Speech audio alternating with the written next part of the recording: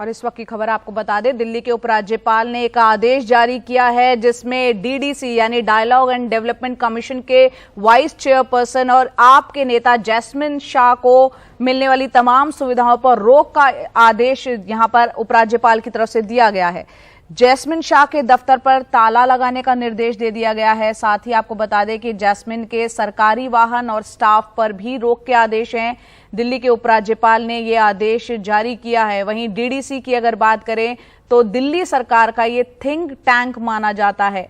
वहीं पिछले महीने बीजेपी सांसद प्रवेश वर्मा ने एलजी से जैस्मिन की शिकायत की थी। जैस्मिन पर सरकारी सेवा के नियमों के उल्लंघन का आरोप लगाया था और उपराज्यपाल ने नोटिस देकर जैस्मिन शाह से जवाब मांगा था इस पर।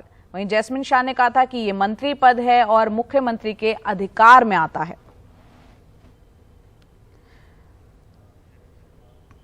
और इस वक्त हमारे सहयोगी फोन लाइन पर शरद शर्मा हमारे साथ जुड़ रहे हैं ज्यादा अपडेट के साथ। शरद, बताएं जैस्मिन शाह पर किस तरह के आरोप हैं और डायलॉग एंड डेवलपमेंट कमीशन की जो बात आ रही है उसकी भूमिका क्या रहती है, बताएं तफसील से। देखिए Jaya, dialogue and development commission जैसे भारत सरकार के लिए नीति आयोग है, ठीक उसी तरह से दिल्ली सरकार के लिए डायलॉग एंड डेवलपमेंट कमीशन है। ये जब केजरीवाल सरकार 2015 में आई थी तभी ये बनाया गया था, तब से ये काम कर रहा है।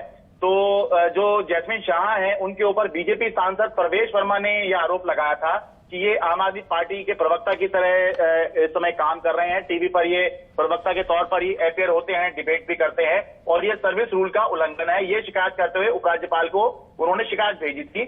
उपराज्यपाल ने चीफ सेक्रेटरी को ये शिकायत भेजी और चीफ सेक्रेटरी ने ये पाया कि हाँ ये शिकायत सही है। उसके आधार पर एक नोटिस इश्यू हुआ था जैस्मिन शाह को कि आपके ऊपर कार्रवाई क्यों ना की जाए, आप 7 दिन के भीतर जवाब दीजिए।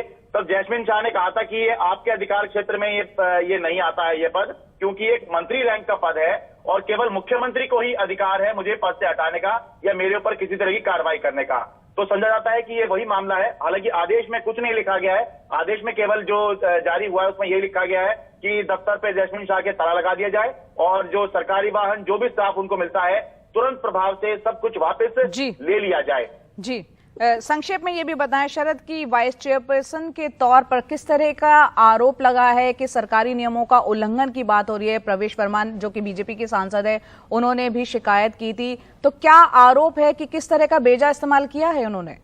देखिए वो ये कह रहे हैं कि सर्विस रूल्स का उल्लंघन हुआ। जो अधिकारी होते हैं वो इस तरह से किसी पॉलिटिकल पार्टी के लिए काम नहीं कर सकते।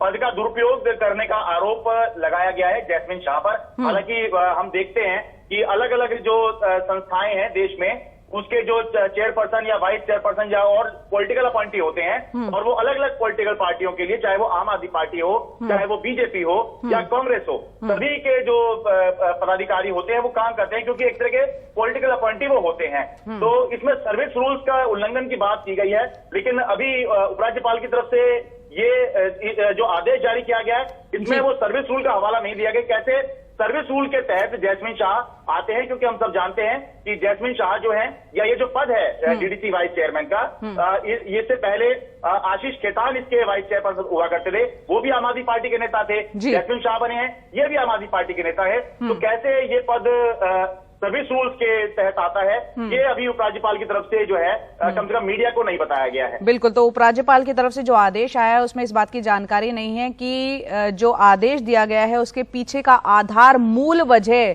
सर्विस रूल का उल्लंघन है या कुछ और बात है। ये शरद शर्मा हमारे सहयोगी बता रहे थे। तो अपने दर्शकों को बता दें कि जैस्मिन शाह के दफ्तर पर ताला लगाने का उपराज्यपाल ने निर्देश दिया है। जैस्मिन के सरकारी वाहन और स्टाफ पर भी रोक लगाने के आदेश दिए हैं और डीडीसी जो कि एक थिंक टैंक मानी जाती है आम आदमी पार्टी, उसके वाइस चेयरपर्सन है जैस्मिन शाह, उनके खिलाफ ये आदेश आया है।